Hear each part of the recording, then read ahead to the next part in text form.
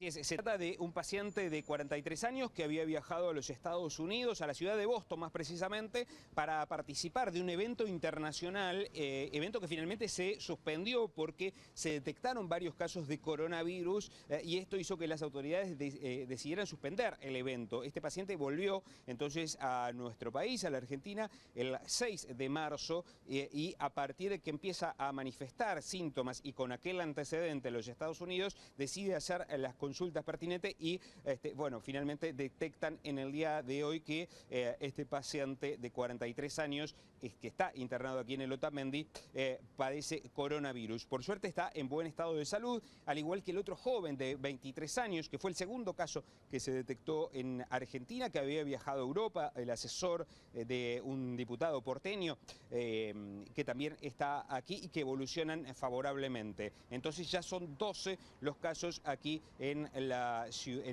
Argentina de coronavirus y además hay otros 10 bajo estudio. Son 10 personas que presentan algún tipo de síntomas y se le están haciendo los estudios. Ustedes saben que se concentran todos en el Instituto Malbrán para ver si dan positivo o no. Y hay en la ciudad de Buenos Aires 54 personas que están bajo observación.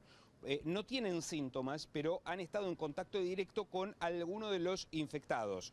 Entonces les han pedido que se aíslen, una especie de cuarentena preventiva, y van a tener que estar así durante 2 semanas. En caso de presentar síntomas, se van a realizar los estudios pertinentes. Con respecto a los internados, aquellos que evolucionan favorablemente, una vez que no tengan ningún tipo de síntomas, si todo marcha bien, se le van a practicar 2 hisopados, uno primero, y si da negativo, es decir, si ya no hay rastros de coronavirus en su cuerpo, a las 48 horas se realiza otro estudio, y si también da negativo, entonces se les va a dar de alta para que puedan hacer su vida normalmente. Esta es la situación. Los 3 casos que se detectaron en el día de hoy son que está aquí internado, que vino de Boston, después hay una mujer también que vino de Europa, y un hombre de 71 años que es residente en Parma, en Italia, que también llegó al país y presentó síntomas y se encuentra internado en la provincia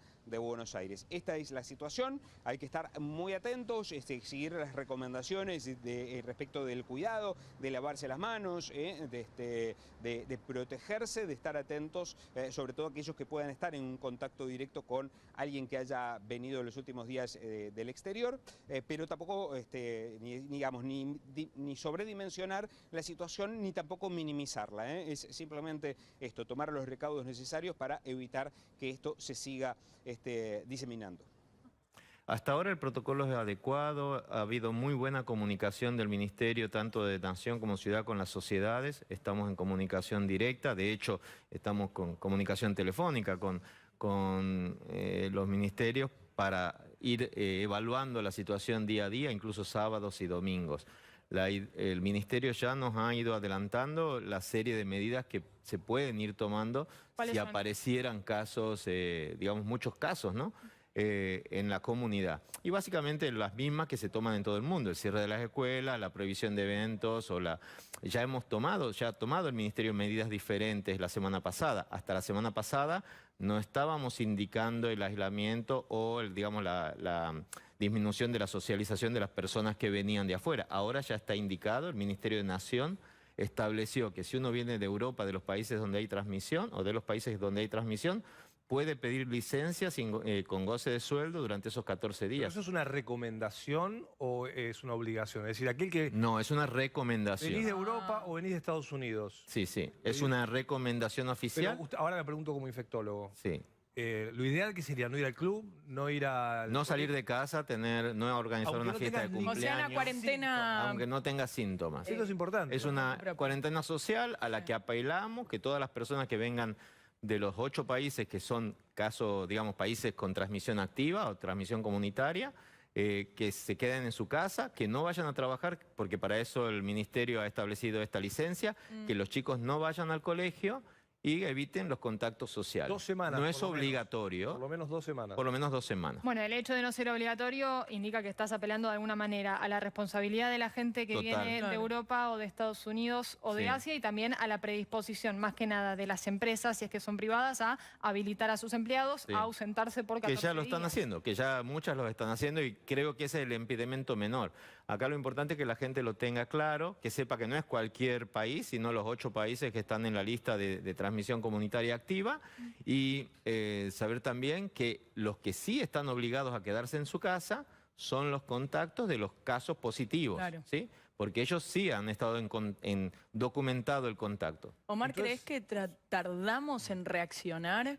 Te lo pregunto porque al principio nosotros entrevistamos a muchas personas que venían de China, sobre todo un grupo muy grande que llegó al comienzo, que nos contaban que no los habían controlado Claro. en Ezeiza, y Sí. así diferentes grupos que llegaron de varias partes del mundo Exacto. sin ser controlados. ¿Crees que tardamos en No, yo creo que las medidas se han ido tomando bien. Muchas de las medidas que la gente a veces pide, a veces pueden tener, digamos, como que cierren los aeropuertos o que pongan controles de temperatura, muchas veces generan más problemas que beneficios. Y si nos ponemos a pensar, no hay ningún caso positivo de China, a pesar de todos esos No tenemos pacientes vuelo que directo venían. tampoco, ¿no? Exacto. Y porque no teníamos además vuelos directos. se sabe que el periodo de incubación es de, 14 me días. dirás vos, 14 días, entonces capaz en el aeropuerto vos llegás y estás asintomático y te después- controlan y no tenés sí. fiebre y después... Por eso decía, no vale la pena invertir todos los recursos que tenemos en controladores de temperatura Claro. automáticos cuando eso detecta solo el 2% de los casos que van a entrar por ahí. Qué buen dato, qué buen dato. Sí. Y entonces tampoco se recomienda ir a ninguno de estos países. O sea, No si se hoy- recomienda viajar a ninguno de estos 8 países.